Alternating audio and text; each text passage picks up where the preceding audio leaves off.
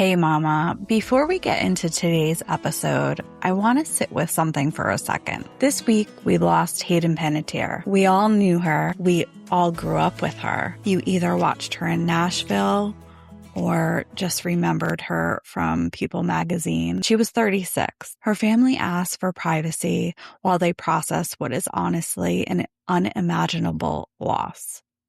So I'm not going to speculate about anything. That's not what today is about. I want to honor her today. She was a large advocate for many things. And one of the things she spoke openly about was postpartum depression. She was incredibly brave with sharing her story about postpartum depression and the childhood that came before it. In the memoir she released this year, she wrote about growing up with her mom as her manager.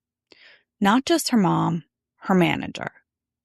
And when a little girl needs a mother most, and what she gets instead is someone managing her weight, her schedule, her image, her output, that leaves a mark.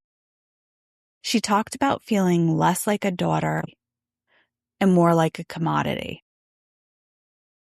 And then when she had her own daughter in 2014, she was hit with postpartum depression so severe it left her bedridden for days. And she eventually made the gut-wrenching decision to give up custody so her daughter could have stability she felt she couldn't give to her at the time. I'm not a grief counselor. And I'm not going to pretend I have answers for a family in the middle of the worst days of their life. But as a child development specialist, as someone who has sat with moms in the thick of postpartum, I do know this. Her story is not rare. And I think the most respectful thing we can do with it is talk honestly about why it happens, so it hurts fewer of us next. Here's the thing nobody tells you before you become a mom. Your postpartum experience doesn't start the day you give birth. It starts decades earlier in your own childhood. There's a growing body of research on what's called ACEs, adverse childhood experiences. Things like emotional neglect, having a parent who was more critical or controlling than nurturing, growing up without steady emotional safety. And a 2024 meta-analysis pulling together 24 studies found that women with higher ACE exposure have more than double the risk of postpartum depression compared to women without that history. That the more of these early experiences you had, the more your body's stress response system gets rewired. Your cortisol, your nervous system, the whole architecture that's supposed to help you regulate emotion, so that by the time you're standing in the fog of a new motherhood, running on no sleep, your system is already more primed to tip into depression or anxiety. This isn't about blaming anyone's parents on a podcast. It's about understanding that if you had a childhood where you had to grow up a little too fast, where you were the one managing everyone else's feelings, where love felt conditional on performance, and then postpartum hit you like a truck. That is not a coincidence. That is your nervous system doing exactly what the research says it would do. You are not broken. You are not weak. You are carrying something that started long before your baby did. Okay, second thing I need you to hear, because I think this is the biggest myth in all of motherhood. Postpartum is not a 6-week window. The National Institute of Health followed over 4,000 women for 3 full years after they gave birth. A quarter of them had high levels of depressive symptoms at some point during those 3 years. Not just in the newborn haze, but well into toddlerhood. So some of these moms didn't even start struggling until year 2. The researchers straight up said the standard 6-month screening window isn't long enough, and they're now recommending we screen moms for at least 2 years postpartum, possibly longer. So if you're 2 years out from having your baby and you're still not feeling like yourself, you are not making it up.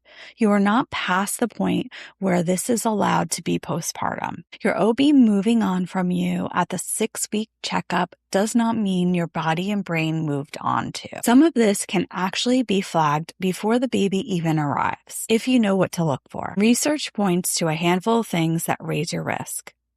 Depression or anxiety symptoms during pregnancy itself, a personal history of depression or any mood disorder even years ago, low self-esteem or a pattern of being really hard on yourself, high stress levels during pregnancy, a hard relationship, financial stress, a move, not having steady support around you, gestational diabetes, and as we talked about it, a history of childhood adversity. If a few of these are true for you right now while you're pregnant, that's not a prediction that you'll struggle.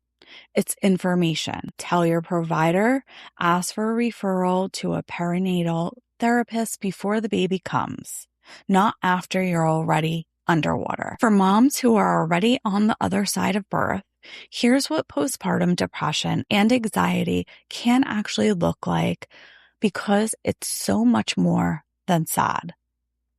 Feeling numb or disconnected from your baby or from yourself, rage that feels bigger than the moment, constant intrusive worry or scary intrusive thoughts that terrify you, not being able to sleep even when the baby's sleeping, losing interest in things that used to feel like you, feeling like you're failing at something everyone seems to just know how to do, a heaviness that doesn't lift no matter how much you tell yourself to snap out of it. If any of that sounds like you, today or 6 months from now, or 2 years from now, that's your sign to say something. And I want to talk about something hard. If you've lost or miscarried a baby, these are also signs for you to follow by too.